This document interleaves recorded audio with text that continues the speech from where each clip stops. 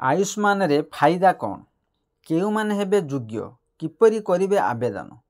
Hello viewers नमस्कार मु कहले स्वागत करूची PK7894 यूट्यूब चैनल। आज वीडियो बहुत गुरुत्वपूर्ण वीडियो चलते पूरा खबर जानिया पूर्व वीडियो भल लगे लाइक शेयर सब्सक्राइब करें पाखर बेल आइकन देवे ऑल नोटिफिकेशन ऑन करेंगे जहाँफल नुआ नुआ वीडियो पाइपर। केंद्र सरकार आयुष्मान भारत प्रधानमंत्री जन आरोग्य योजना को ओडिशा रे लागू करने बुझामणा पत्र स्वाक्षरित होईची। एही योजना लागू हेले कौन फायदा मिलिबो से संक्रांत अधिकांश लोक जानिबा को आग्रही। तेणु मुताबक राज्य प्राय 1 कोटी परिवार 3.5 कोटी लोक एही योजना उपकृत हेबे। राज्य योजना उपबंधु जन आरोग्य एवं केंद्र आयुष्मान भारत मिसी गोटे कार्ड दिज्व।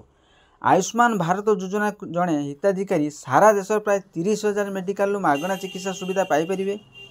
विजु स्वास्थ्य कल्याण योजना सुविधा पाइपर।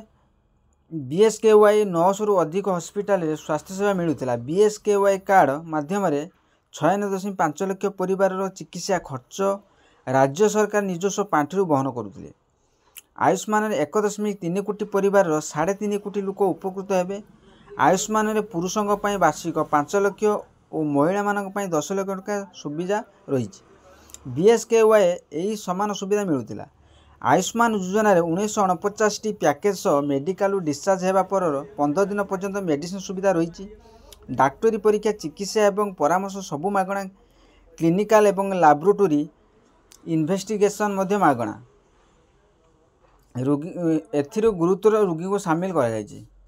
आयुष्मान भारत योजना 70 वर्ष ऊर्ध्व समस्त वयस्क व्यक्ति हिताधिकारी हो पारे। सेमानकर सामाजिक अर्थनैतिक स्थिति यही योजना लाभ पाइबा योग्य हेबे। योग्य वरिष्ठ नागरिक को आयुष्मान योजना अधीन एक नुआ कार्ड प्रदान कर। 70 वर्ष अधिक बयस जेकोसी व्यक्ति आधार नंबर अच्छी से यही योजना आवेदन करेंगे। सेपरी बाहर रोकवा लोक भी सुविधा पाइबे। EKYC डाटाबेस आधार कार्ड मिल।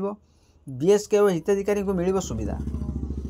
प्रथम Ayushman Bharat PMKYC official website जातु। यापर आपणकर आधार किंबा रेशन कार्ड वेरीफाई करंतु। पारिवारिक परिचय प्रमाण प्रदान करंतु। यापर एक स्वतंत्र आयुष्मान योजना आईडी सहित आपणक कार्ड प्रिंट करंतु।